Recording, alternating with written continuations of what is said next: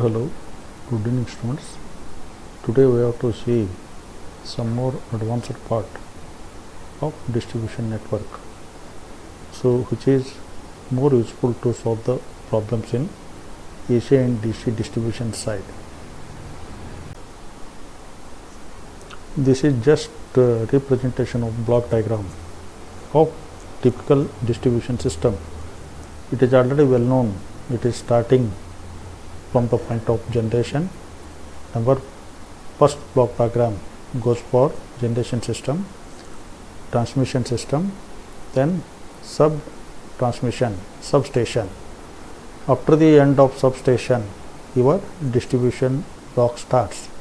You see the dotted lines within block diagram. All the things are going to represent distribution starts.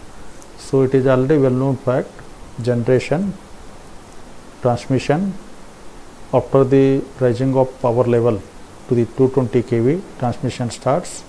So it is going to distribute the power for main substation system. Up to here there is no question of distribution of electricity, any type of consumers. From the main substation to low voltage level substations will occur. That is the beginning of your distribution system. Again, in distribution system we are having primary distribution system as well as secondary distribution system. Already we have studied. If you want, you can you can go for use of the block diagram where it comes. So almost all the distribution transformers are referred as secondary distribution level. Before the distribution transformer, what is the voltage level, that is referred as comes under primary distribution. So in primary distribution, more demandable rating or high rating demand of electricity is distributed. Then after the distribution of transformer, the voltage level is distributed to consumers. Either the consumers may be three phase, either the consumers may be single phase. Hence the distribution of AC system may be three phase 4 wire system. It is already well known fact, because the consumers may use three phase supply, either the consumers may demand single phase supply. Hence the secondary of distribution transformer is mainly of three phase 4 wire system. Up to that, earlier it is three phase 3 power, three phase 3 wire AC system is used. Sir, now we can see one of the diagram. This diagram illustrates very neatly where the power is generated, that is where the resources are available. It may be thermal power station, either it may be hydro, either it may be renewable, either it may be nuclear. Where the power resources are available, the generating stations are installed. The power is generated. The generated power is boosted by using step-up transformer. It may be up to 220 kV. For economical considerations, the AC power with high voltage should be transmitted through the transmission towers as shown in figure. Then the power should be distributed to the substation. Number of substations are coming. Main substations, again low voltage substations are coming. Through all substations, all level of substations, the generated and transmitted AC power goes on decreasing by using suitable step up number of transformers. Finally, we are getting the AC power to last distribution transformer, where the consumers are getting directly connected to the poles. So the distribution transformer of secondary is given to poles. Then through the poles, different type of service wires are given for different type of loads. Either it may be industry, either it may be commercial application, either it may be small scale industries or residences or hotel purposes, different type of consumers, or it may be agriculture. So this diagram very much illustrative for the generation, transmission and distribution of electricity. Entire power system represents, which is starting from generating station up to the distribution of electricity to the consumer's point. So we are having already two types of distribution systems depending upon type of current. One is known as AC distribution, another one is known as DC distribution. So how much important of AC distribution? In particular applications, the DC distribution is also needed. The DC supply is required for the operation of variable speed machine applications, that may be in DC motors. More applications of DC motors are found in lifts, drives, hoists, or in electric trains, that is traction applications. Main application is electric traction, electric trains. Some other applications also there, like electrochemical work, and some where storage battery reserves are necessary. There DC distribution is necessary. For this purpose, the AC power is converted into DC power at the substation by using converting machinery techniques, that is mercury arc rectifiers, or by using motor generator sets. Hence, the DC supply from the substation may be obtained in the form of DC form, and it should be distributed for different applications. The DC supply from the substation, it may be distributed through the 2-wire system or 3-wire distribution system. You refer the diagrams, you observe clearly. One schematic line diagram or circuit diagram represents 2-wire distribution system. Another one represents second technique, 3-wire DC distribution system. You can observe very clearly in 2-wire DC distribution system, we are having two terminals, that is two conductors have taken. One is from positive terminal, one is from negative terminal. The loads are connected between these two, between positive point and between negative point. Such a distribution of DC is referred as 2-wire DC distribution system, sir. So extended my idea for 3-wire DC distribution system.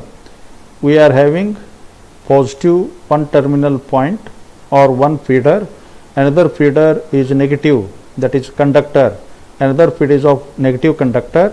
In between these two, one neutral point connection is also used. One neutral point connection is also used.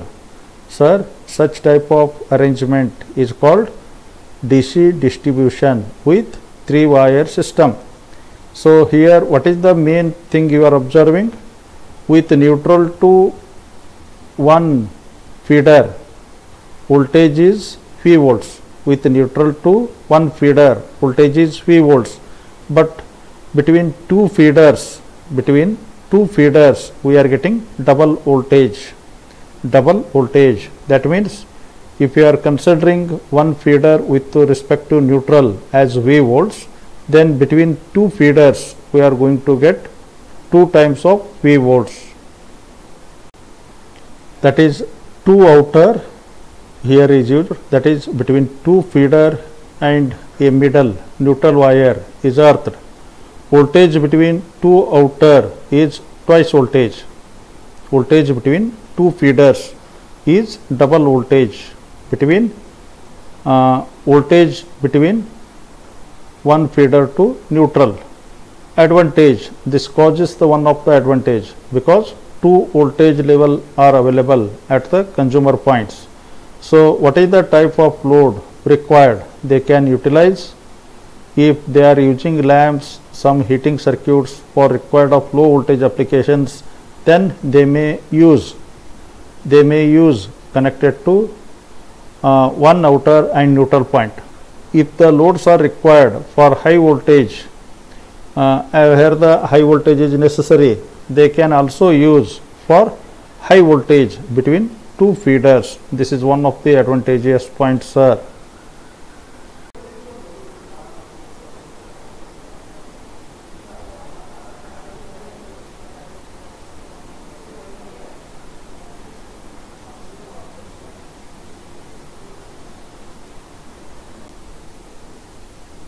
So number one, you observe first two generator method. In this method, two generators are connected in series. Two generators are connected in series. You clearly observe the diagram. Generator 1 delivers the current of I1. Generator 2 delivers the current of I2. Hence, where the earthing point is done between these two series connected point is earthed, through this earthing point current flows difference of these two generators, that is I1 minus I2. Respectively, generator output is V volts. Respectively, the generator G2 output is V volts. G1 is also develops V volts. G2 also develops V volts. So voltage between these two, first line and last line, that is 2 times of V. That is 2 times of V. The DC generators G1 and G2 are connected in series as shown in circuit diagram. The neutral wire is obtained from the common point between the generator. So the generator G1 supplies the current I1, the generator G2 supplies the current I2. Difference of these load currents on both sides, that I1 minus I2, will flow through the neutral wire. So only disadvantage is two separate DC generators are required. So this is another method. 3-wire DC generator. 3-wire DC generator. Clearly observe, this armature consists two windings. You see there. Then central point of these two windings is taken for one more connection. So that is third point. So first positive side, it will produce the current of I1. Then negative brush, it takes the current I2. So this third point in between these two windings takes the difference of current I1 minus I2. Then voltage respect to this third point to first one, it is V volts. Then third point to second point, it is of V volts. Then completely voltage between positive brush and negative brush, it produces 2 times of V as shown in figure. So in this schematic diagram, it consists one generator only, but the armature winding consists two standard windings or two coils. These coils are constructed with high reactance and low resistance. These windings are connected in such a manner to opposite points of the armature windings.